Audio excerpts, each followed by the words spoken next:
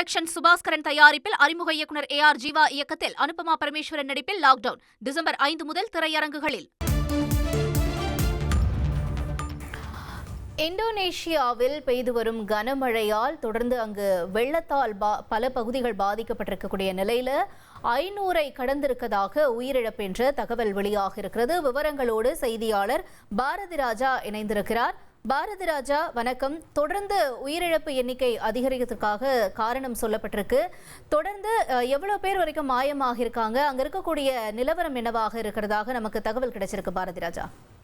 கண்டிப்பாக இந்தோனேசியாவின் சுமத்ரா தீவு, குறிப்பா சொல்லணும்னா வடக்கு மற்றும் மேற்கு சுமத்ரா தீவின் பகுதிகளில் தொடர்ந்து பெய்து வரும் கனமழையின் காரணமாக 2000க்கும் மேற்பட்ட வீடுகள் முழுமையாக நீரில் மூழ்கி இருப்பது. ஏனென்றால் இது வெறும் மழையின் காரணமாக மட்டுமல்ல, இந்த மழையின் காரணமாக ஏற்பட்ட நிலச்சரிவின் காரணமாகவும் இந்த வீடுகள் பாதிக்கப்பட்டிருக்கிறது. 2000 வீடுகள் முழுமையாக சேதமடைந்துள்ளதாக முதற்கட்ட தகவலானது தெரிய வந்திருக்கிறது.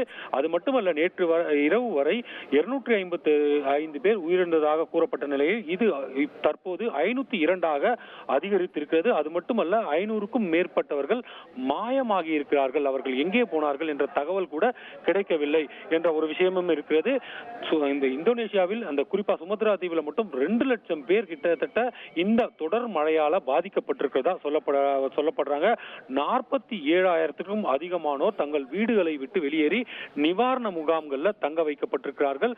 மழை இன்னும் தொடரும் அப்படின்ற ஒரு சூழ்நிலை இருப்பதால இந்த இறப்புகள், ஏற்கனவே 500க்கும் மேற்பட்டவர்கள் காணாமல் போயிருக்கார்கள் இல்லையா, அதனால இறப்பு விகிதமும் அதிகமாக இருக்கக்கூடும் என்று சொல்லப்படுகிறது. என்றால் இந்த காணாமல் போனவர்கள் யாரெல்லாம் சொல்லப்படுகிறாங்களோ அவங்க எல்லாமே அந்த 2000 வீடுகள் அந்த நிலச்சரிவுல முழுமையாக சேதமடைந்ததில்லை அந்த பகுதியைச் சேர்ந்தவர்கள். எனவே உயிரிழப்புகள் அதிகரிக்கலாம் என்ற ஒரு சூழலும் நிலவுகிறது.